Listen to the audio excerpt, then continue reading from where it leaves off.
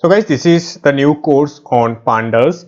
Okay, so pandas in Python. If you want to get into data science, then this module is really helpful. We will use this pandas with NumPy, and if you don't know about NumPy, you can just check my profile. There is a NumPy tutorial, and yeah, you can learn from there. So basically, what is pandas, right? So pandas used for mainly data manipulation, analyzing, and cleaning. You can clearly see over here. So in pandas, there is mainly two things, that is data frame and series. So data frames are like two-dimensional, mutable, and potentially heterogeneous tabular data like CSV, then XLSV. These kind of data are mainly data frames. We will see that practically in our next videos.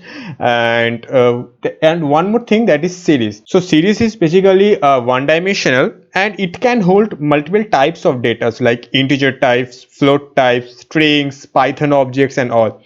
And in this course we will use this Jupyter notebook, and you can also use Sublime Text, or you can say PyCharm. Actually, it is really easy to use Jupyter notebook. We will see that in our next video. Okay.